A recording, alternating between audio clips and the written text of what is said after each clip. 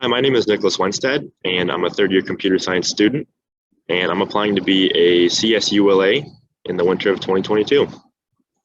My top courses would be CS8, CS9, or CS16, and I think that I'm a good fit for this role because actually when I was taking CS9, I by that time I already taken CS16 and CS24, and I felt like the concepts from that class were just jammed into CS9 with a different language.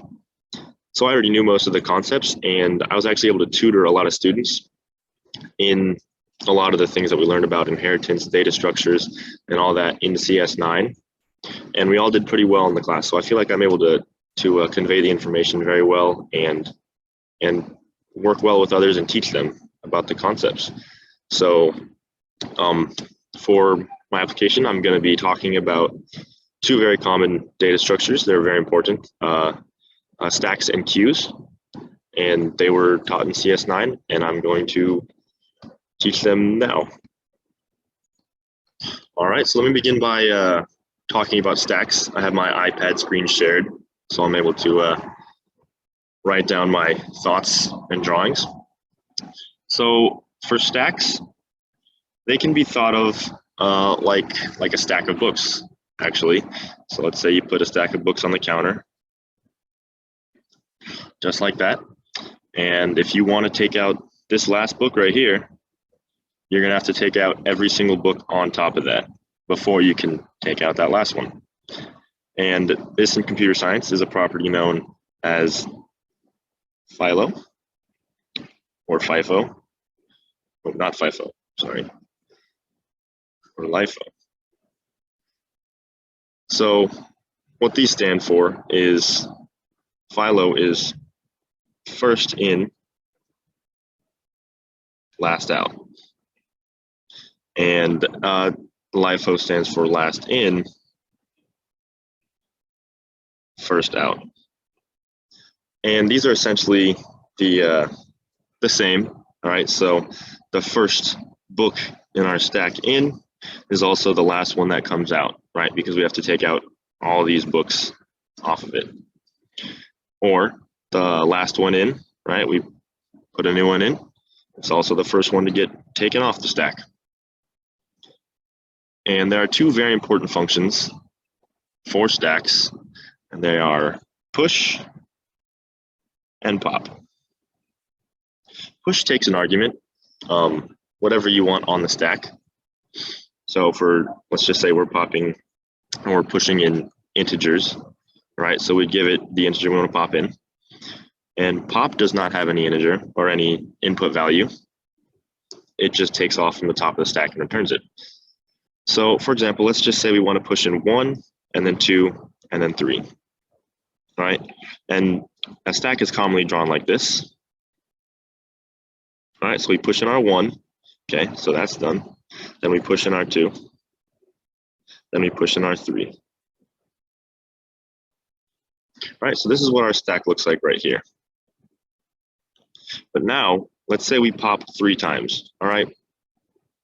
What's going to happen is we're going to take off the top of the stack. So pop, return 3, pop, return 2, and pop, return 1. And if you notice, that is the reverse order of what we pushed them in, right? So the first in, which was 1, was the last out. And also the last in, which was 3, was the first one out.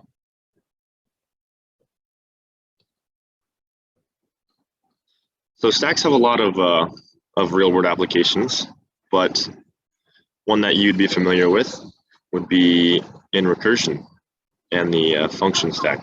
So let's say we have a function, foo, right? And it's recursive. So inside the definition, it calls itself, but closer to the base case. And let's just say that I minus 1 is closer to the base case. So our function stack is going to look like this, right? Where we initially call foo. Let's say we call it with I, right? That's the bottom of our stack. And when it reaches this foo right here, it's going to put this on the stack. And this call, it won't finish until this one is completely finished running, which is why a stack is important. It keeps the order of the functions correct. All right, and then we can continue to add onto our stack. And this is also why your function would, like in an infinite loop, is bad for your function, right? Because it would just keep adding to this stack unlimited times and eventually would crash your program. But let's say that I minus 3 is the base case, right? So we finally hit the base case. Foo of I minus 3 finally stops running, so it gets taken off of the stack. All right, so once this one stops running, then foo I minus 2 can continue running, and then will eventually stop, popped off the stack, and all the way down until we finish our recursive call. All right, moving on from the stack, we have a similar data structure that's called a queue. Now, a queue, it functions pretty much like a line in real life would, right? So let's say you're waiting at Target, right? And the cashier is busy right now, but you are the first in line, all right? And then people begin to line up behind you, like that. And the first person to be served is going to be this person, you, because you're the front of the line.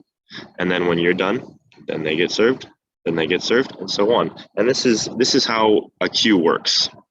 Basically, it follows the FIFO property, and this stands for first in, first out, right? And this is opposed to the stack, which was first in, last out, right? So the first thing in the queue is also the first thing to get popped out. And similar to a stack, we have those same functions. We have push, which takes an argument, and pop, which does not take an argument. So if we want to try and visualize this, right? Let's say we push in 1, and then 2, and then 3, just like we did for the stack, okay? And then we're gonna pop 3 times.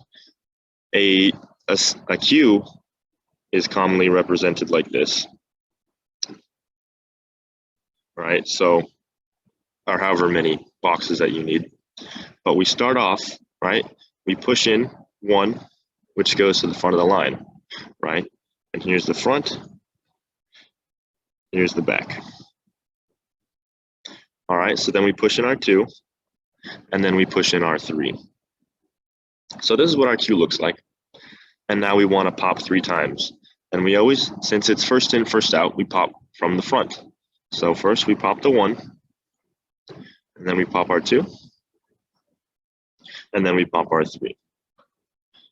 And as you can see, this is the same order of when we push them in. It preserved the order of the items that we pushed in, which is important for a lot of things, such as breadth first search, which is a concept that will be taught to you later. But queues are vital to doing that, searching through trees and graphs. But so we can see the difference between the queue and the stack, right? So the queue preserves the order of which things are pushed in, and the stack is in reverse order, right? As we have the 1, 2, 3, and the 3, 2, 1. But for the queue, we have 1, 2, 3, and we pop it out in 1, 2, 3 in that order.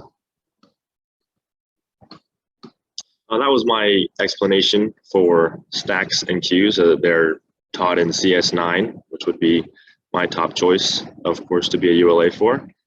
And thank you for taking the time to watch this video and take my application into consideration.